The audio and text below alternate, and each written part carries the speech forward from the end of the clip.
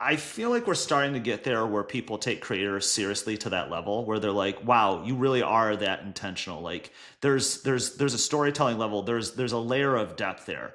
Now, hamstrung a little bit by the fact that it's not like you get to go disappear for 9 months and really storyboard something. And I mean, you can, but generally you have to be a little bit more on. So there are some tactical things there. But having been in this industry long enough, one of the questions I did definitely want to ask was, is it going fast enough for you?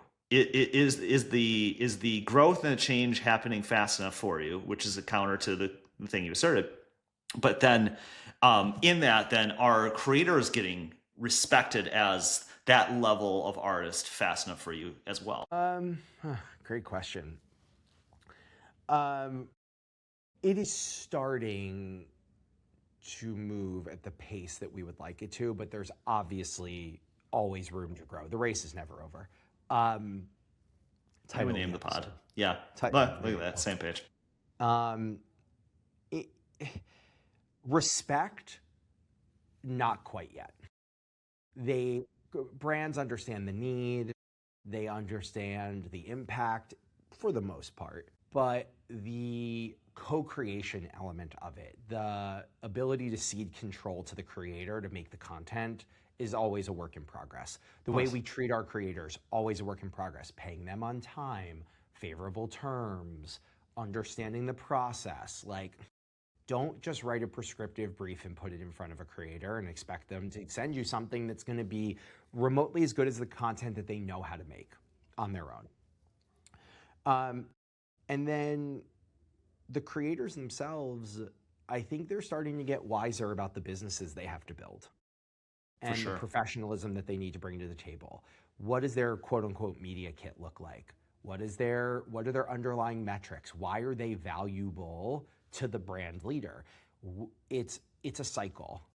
Brands want to invest working dollars into channels that are going to help them earn the respect and loyalty of the consumer. Mm-hmm.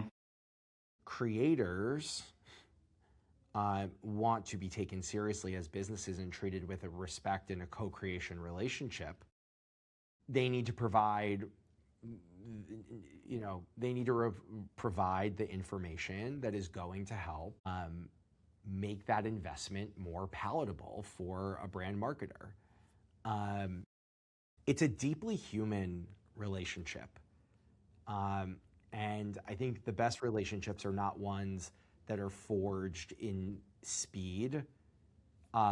They're forged in values alignment. They're forged in shared goals. They're forged in a desire to make something that is effective at the end of the day. And just like, you could meet someone at a bar and fall in love tomorrow, or you could be in a relationship for 15 years and still trying to figure out what it is. Both of those things are deeply human. And both of those things are experiences that can exist within the creator world. But underneath both of those types of sparks are mutual respect and humanity that, regardless of how fast the tech moves, needs to be a part of the creator relationship.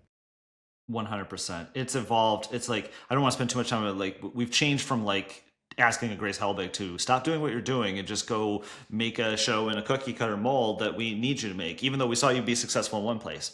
We're getting better at that. Where I think we're definitely getting better at too is it doesn't change what the creator's content is. They don't have to change that. What has changed is the conversation is different. And the goal always is, don't just slap a little, creator on the end of your thing and think of them as a programmatic human. It's the earlier you get into that process, we all know it's going to work better for everybody. But this is key, right? I think some of these creators are learning, like, it doesn't change your content, but if you can show the maturity of like the data operation that you have and how sticky these things are, and that you're not just chasing virality, that you're like, well, this is sustainable, this is gonna, you can expect this kind of result because it's repeated. We've got the operation to do that. Because I think the initial conversation was, hey, we're gonna give you all these data points to convince you to take a chance with us, and it's a risk worth taking, to now being like, well, you can be risk averse all you want. This is a no brainer. That fundamental shift in how you approach has been super helpful. Doesn't mean we're, where we want it to be, but I think the especially on the creator side, understanding that like your favorite fun brand is still super risk averse on the back end, and the best you can do to kind of like ameliorate or alleviate that is better. Yeah, that's helping. Yes. No notes. No notes on that. Stand on that soapbox, Jeff. I'm there.